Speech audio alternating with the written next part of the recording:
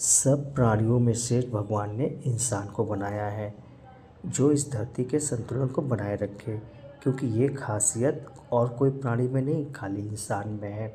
मगर जैसे जैसे युग बदलता रहा वैसे वैसे इंसान की सोच भी बदलती रही। कुछ अच्छे इंसान, कुछ खराब इंसान, सब मिला जुला के इस पृथ्वी पर है। मगर गलत इंसान की आबादी ज़्यादा और अच्छे इंसान की आबादी कम होती जा रही है। इसीलिए इस धरती का संतुलन बिगड़ते जा रहा है। जो भी अपने पद पर है, क्या उसका सदुपयोग कर रहा है, दुरुपयोग कर रहा है? क्या लालच इतनी ज़रूरी है?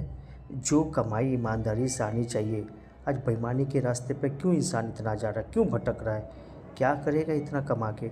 मगर जो पाप कर्म कर रहा है उसको भी भोगना पड़ेगा। जैसे दौलत कमाता है इंसान, उसका सुख अलग, मगर जो पाप कर्म किया उसका भी दुख भोगना पड़ता है।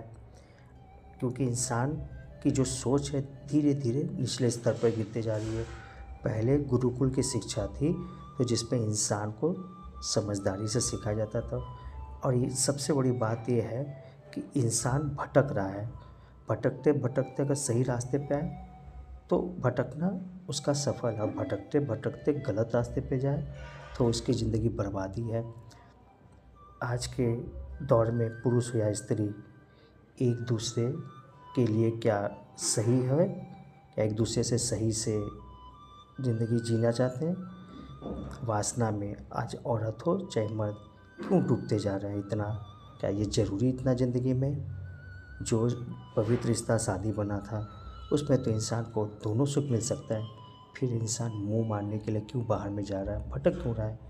क्या एक्स्ट्रा की ज़रूरत है? जैसे एक्स्ट्रा धन कमाने की ज़रूरत है, पाप से भी आए मगर चाहिए, और वैसे इंसान एक्स्ट्रा खुशी खो जाए चाहे जैसे भी आए। ये एक्स्ट्रा वाली सोच इंसान को बर्बादी की तरफ ले जाएगी। जब इंसान ईमानदार रहेगा ही नहीं तो उसका जीवन बेकार है, क्योंकि ईमानदार इंसान जैसा कर्म करता है उसका उस तरह सुख मिलता है, और बेईमान इंसान जैसा कर्म करता है उसको वैसे ही मिलेगा। कर्म अगर ख़राब करिएगा, जितना भी दौलत कमा लीजिए उसका भोग नहीं कर पाइएगा।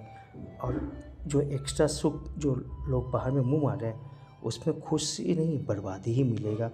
जो आने वाले समय में वो इंसान को उसी तरह तड़पाएगा जैसा कर्म किया रहेगा। याद रखिए, इस धरती का संतुलन बिगाड़ने में आज हम इंसानों का ही योगदान है। अगर इंसान सही नहीं रहे तो ये धरती का विनाश